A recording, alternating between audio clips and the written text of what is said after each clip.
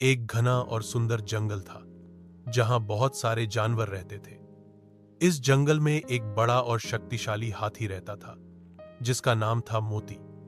मोती का कद बहुत बड़ा था और उसकी सूंड इतनी लंबी कि वह पेड़ों की सबसे ऊंची शाखाओं तक पानी पी सकता था।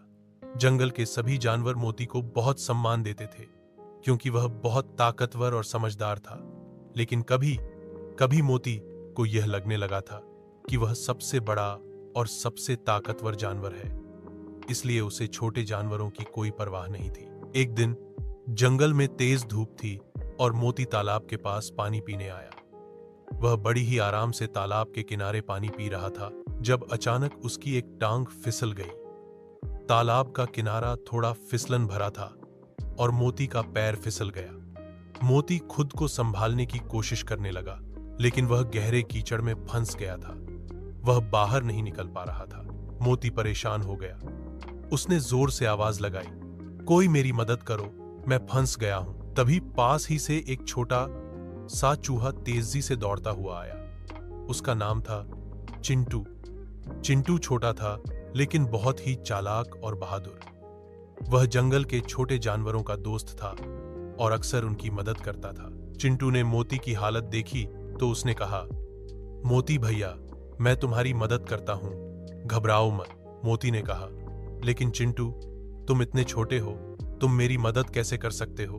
मैं तो बहुत बड़ा हूं। चिंटू मुस्कुराया और बोला, सहायता करने के लिए शरीर का आकार नहीं, दिल बड़ा होना जरूरी है। चिंटू ने जल्दी से जंगल में दौड़ लगाई और बाकी छोटे जानवरों को बुलाया। वह सभी जानवरों के पास गया, खरगोश, गिलहरी, मेंढक और तितली, और सबको बताया कि मोती फंसा हुआ है और उसकी मदद करनी है। सभी जानवर जल्दी से वहां आ गए। चिंटू ने पास की झाड़ियों से मजबूत लताएं काटनी शुरू की। छोटे जानवरों ने मिलकर लताएं मोती की सूंड के चारों ओर कसकर बांधी। मोती ने अपनी सूंड से लताएं कसकर पकड़ लीं और अपनी सारी ताकत लगाई। धीरे धीरे मोती बाहर की ओर खिंचा।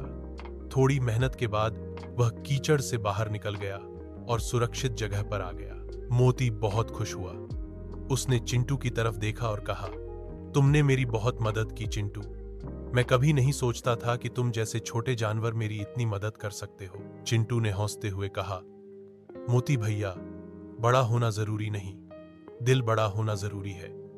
हम सब साथ मिलकर बड़े से बड़े काम कर सकते हैं। उस दिन से मोती ने छोटे जानवरों का सम्मान करना शुरू किया। वह जान गया कि ताकत केवल कद काठी में नहीं होती, बल्कि सच्चे दोस्ती और मदद करने के दिल में होती है। मोती और चिंटू की दोस्ती जंगल में मिसाल बन गई। दोनों साथ में जंगल के अन्य जानवरों की भी मदद करते और उन्हें हमेशा खुश रखते। जंगल में एक और घटना। कुछ दिनों बाद जंगल में एक बड़ी आंधी आई। पेड़ हिलने लगे और बहुत तेज हवा चली। सभी जानवर डर गए।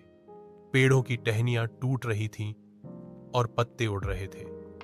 मोती और चिंटू ने मिलकर सभी जानवरों को सुरक्षित जगह पर इकट्ठा किया। चिंटू अपनी छोटी छोटी आवाज में सबको शांत करने लगा, डरना मत, हम सब साथ हैं। मोती भैया हमारे साथ हैं, सब ठीक हो जाएगा।